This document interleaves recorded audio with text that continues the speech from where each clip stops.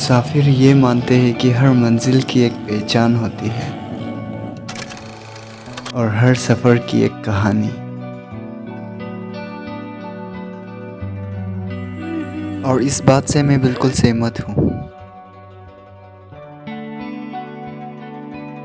मेरा नाम है प्रोनेश केम्प्राई और मैं हाफलोंग दिमारसो डिस्ट्रिक्ट से बिलोंग करता हूँ, जो कि असम का एक लौता हिल स्टेशन है। और कुछ लोग इसे स्विट्ज़रलैंड ऑफ नॉर्थ ईस्ट भी कहते हैं। हमारे छोटा सा डिस्ट्रिक्ट में दिमासा, जेमीनागा, मार, कुकी, बिएते, रंगखोल, खेलमा, जैंतिया, कार्बी, वाइपे और नॉन ट्राइबल जैसे नेपाली, बंगाली, असमीज़ और अन्य ट्राइब के लोग हंसी खुशी मिलजुल कर एक साथ रहते हैं। मुझे मोमेंट्स कैप्चर करना, गाना गाना और घूमने का बहुत शौक है। और कभी मौका मिले तो खाना भी बना लेता हूँ।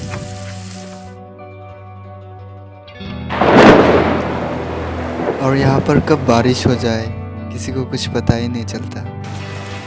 और जब एक बार शुरू होता है तो और रुकने का नाम ही नहीं लेता। ये है हमारा हाफलोंग लेक, जहाँ पर आप लोग बोटिंग, जिप लाइन और दूसरे एडवेंचर एक्टिविटीज़ का मज़ा भी ले सकते हैं। और बारिश थम जाने के बाद कुछ लोग वॉक पे निकल जाते हैं और हम लोग राइड पे। कभी कभी नेचर का पीछा करते करते हम लोग कहाँ पहुँच जाते हैं ये हम भी नहीं जानते। शायद आप लोग सही कहते हैं, हम लोग पहाड़ों के बीच जंगल में रहते हैं, इसलिए हम लोगों को आप लोग जंगली बुलाते होंगे। लेकिन कोई बात नहीं, कम से कम हमारे पास जंगल तो बचा है। और यहाँ जितनी भी ट्राइब्स रहते हैं सभी का रिच कल्चर आपको दिमासा में देखने को मिल जाएगा। और इस बात को लेकर हम लोग बहुत खुश हैं। जैसे भारत के हर कोने में बॉलीवुड का क्रेज़ चलता है, वैसे ही हमारे दिमासा में भी हम लोग शादियों में बॉलीवुड गाने पे खूब डांस करते हैं। और ऐसे टनल जहाँ पे हॉलीवुड एक्शन मूवी का सीन शूट होता है, वैसे ही टनल आपको दिमासा में देखने को मिल जाएगा। और ये है हमारा टीम दिमासा एडवेंचर एसोसिएशन। हम लोगों ने मिलकर कई नई जगह एक्सप्लोर की, बहुत सारे वाटरफॉल, केव्स और व्यू पॉइंट। और कुछ लोग अक्सर ये पूछते हैं कि आप लोग ट्रैकिंग के लिए जा रहे हो, वो भी बारिश में। हमारा बस एक ही जवाब है, असली ट्रैकिंग का मज़ा तो बारिश में है। और अगर टैलेंट की बात करें तो टैलेंट के मामले में भी आपको कोई कमी नहीं मिलेगी दिमासा में। How am I supposed to make you feel okay? In the darkness, but then I found love. I found you. तो ये था हमारा दिमासा और मेरा छोटा सा इंट्रो। ज़्यादा नहीं बोलूँगा क्योंकि मेरा दोस्त विद्युत मेरे लिए कब से वेट कर रहा है घर के ऊपर। कितना देर से रहा विद्युत भाई? ज़्यादा नहीं, आधा घंटा। ज़्यादा लेट तो नहीं हुआ ना? ज़्यादा लेट नहीं हुआ, निकलेगा ना तो विद्युत और मैं सुबह के 7:30 बजे निकल गए उसकी फेवरेट ऑरेंज कलर की स्कूटी लेकर आज की मंजिल की ओर। आप लोग भी मेरे साथ साथ रास्ते और नेचर का मज़ा लीजिए और वीडियो को एंड तक ज़रूर देखिएगा, क्योंकि आपके भाई ने बहुत मेहनत किया है इस वीडियो को बनाने में।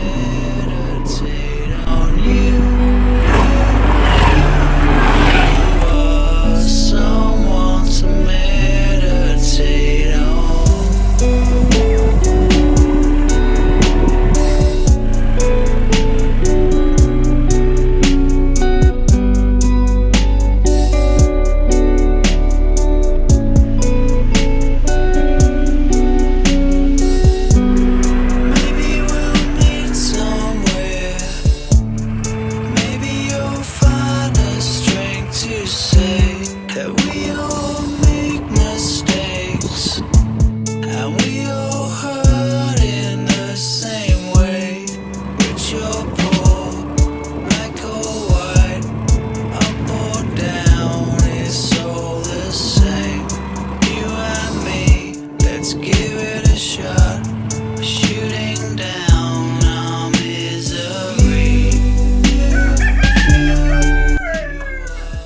40 मिनट तक स्कूटी में सफ़र करने के बाद हम लोग पहुंच गए संपारी दिशा गाँव।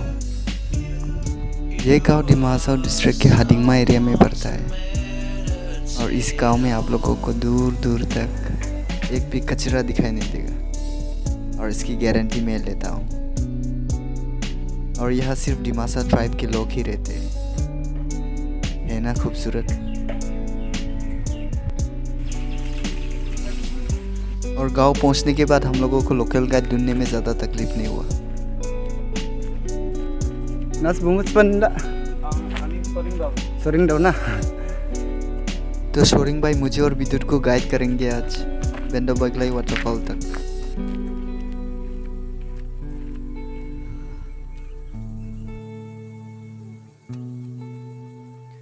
जब दोस्त हो साथ और ट्रैकिंग की हो बात तो करता हूँ पहाड़ों से मुलाकात।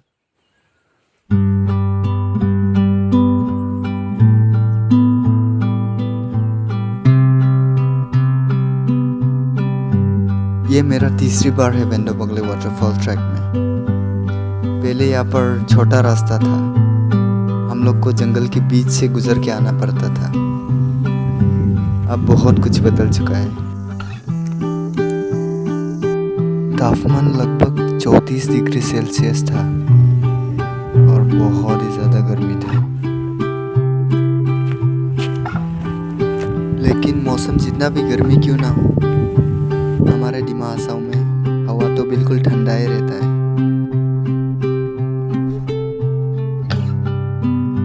और एक बात, अगर आप में से कोई मेरा वीडियो अगर दूसरे शहर या दूसरे डिस्ट्रिक्ट से देख रहे हो और आप लोगों को भी बेंडो बगले ट्रिप में अपने दोस्तों के साथ आना है तो आप लोग अपने पर्सनल गाड़ी या बारे का गाड़ी यहाँ आराम से पार्क कर सकते हैं।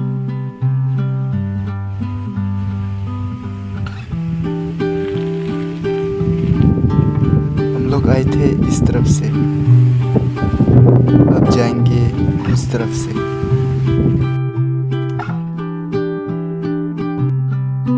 और यहाँ से आप लोगों का रियल ट्रैकिंग स्टार्ट हो जाएगा।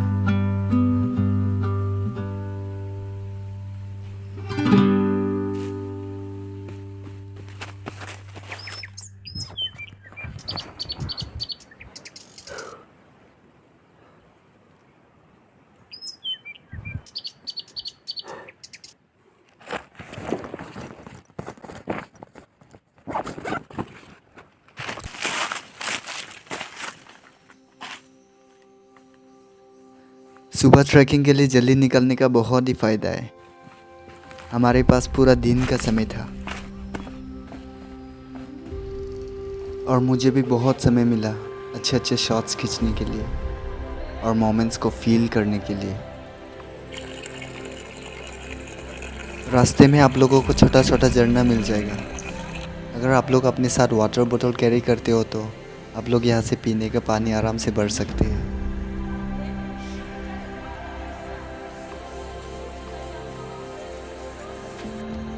रास्ते में हम लोगों को एक अंकल मिला जो खेर इकट्ठा कर रहा था ये घर बनाने के लिए।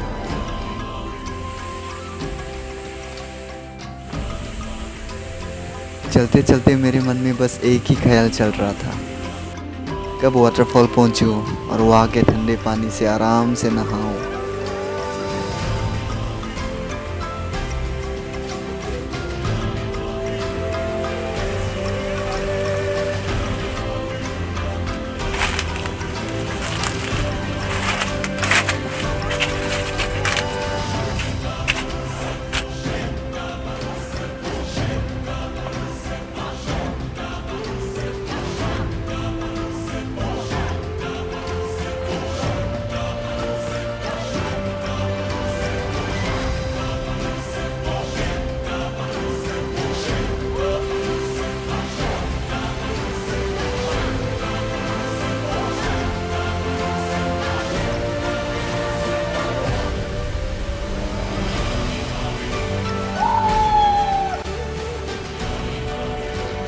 तो ये रहा बेंडो बगले वाटरफॉल जिसके बारे में मैं बात कर रहा था।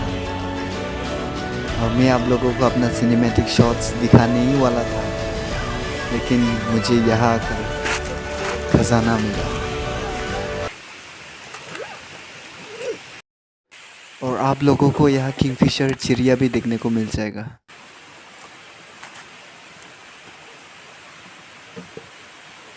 अब सही है।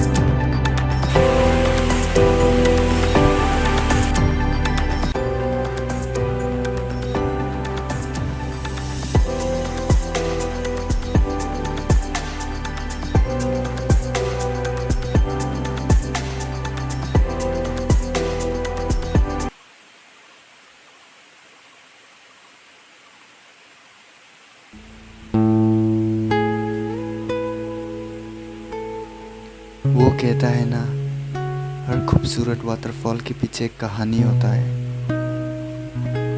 ये कहानी है दो बहनों की जो कि संपरी गांव में रहती थी। वो दोनों जब छोटे थे तभी उनकी माँ गुजर गई और कुछ समय के बाद उनके पापा ने दूसरी शादी कर ली, ये सोचकर कि कोई तो होगा मेरी दो बेटियों का ख्याल रखने वाला।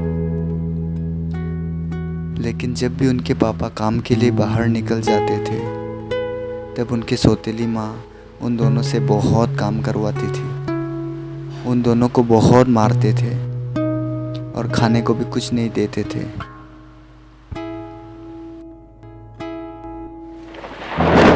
जब भी बादल गरजता था और बारिश ज़ोर ज़ोर से लेता था तब वो दोनों बहनें अपनी माँ को याद करके बहुत रोती थी और भूखा पेट ही सो जाते थे। एक दिन जब उनके पापा घर में नहीं था तब उनकी सौतेली माँ उन दोनों को लकड़ी लाने के लिए जंगल भेज दिया। वो दोनों बहनें जब जंगल की ओर जा रहा था तब रास्ता भटक कर इस वाटरफॉल में पहुंच गए। उन दोनों को बहुत खुशी महसूस हुई उस दिन। पहले तो उन दोनों ने नहाया, एक दूसरे के गले मिले और खूब मस्ती की। उन दोनों को वापस अपने सौतेली माँ के साथ नहीं रहना था और बाद में ऐसा क्या ख्याल आया, उन दोनों ने एक दूसरे के चोटी बांधकर इस वाटरफॉल से छलांग लगा दी और अपनी जान दे दी।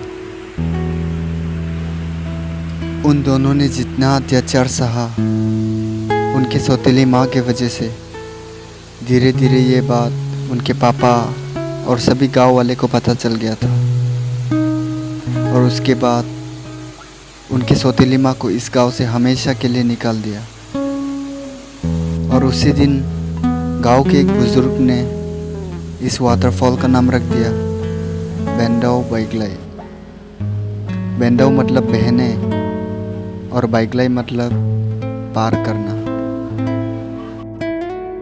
ये कहानी मैंने नहीं बनाया, यहाँ के बुजुर्ग, बूढ़े, बच्चे सभी लोग यही कहते हैं, बल्कि मुझे तो बहुत समय लगा ये कहानी को जानने में, सुनने में, और जो मैंने सुना मैंने आप लोगों को बता दिया।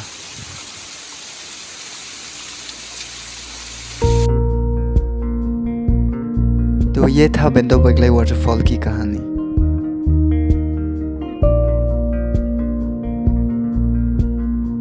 वैसे वापस जाने का मन तो नहीं था, लेकिन क्या करूं, जाना तो पड़ेगा।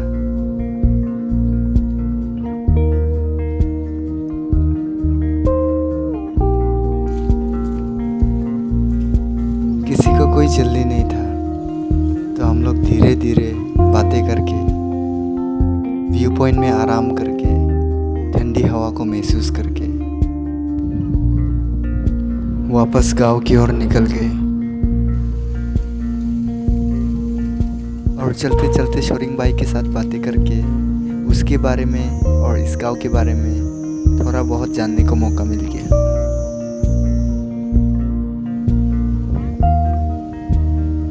गांव पहुंचने के बाद मैंने कुछ शॉट्स लिया। आप लोग देख सकते हैं कितना खूबसूरत गांव है, पहाड़ों के बीच और बिल्कुल साफ सुथरा।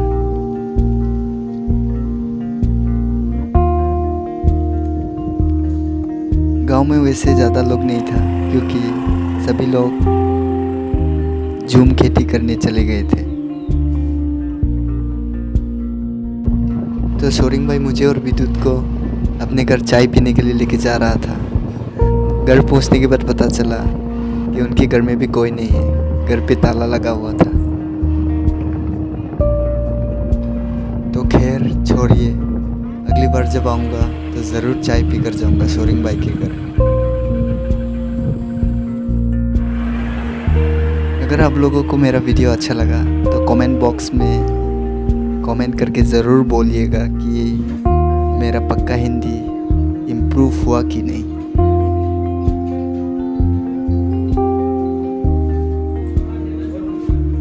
भूख तो दोनों को ज़ोरों से लग रहा था और इसीलिए हम लोगों ने लोअर हाफलोंग के एक होटल से खाना मंगवा दिया। और हम दोनों जब खाना स्टार्ट करने वाला था तो विद्युत भाई ने खाने से साफ इनकार कर दिया। उसका भी एक कारण है और उसका कारण है शोरिंग भाई का बॉडी।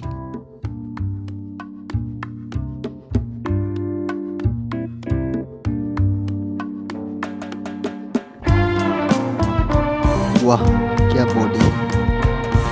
भाई को मैं जैसे जैसे पोज बोलता गया वो वैसे वैसे करता गया। अगर आप लोगों को मेरा वीडियो अच्छा लगा तो वीडियो को लाइक, चैनल को सब्सक्राइब, कमेंट, शेयर कर दो, बस कुछ भी। तो मिलते हैं अगले वीडियो में। तब तक के लिए कीप एंजॉयिंग, कीप स्माइलिंग। जुटाई।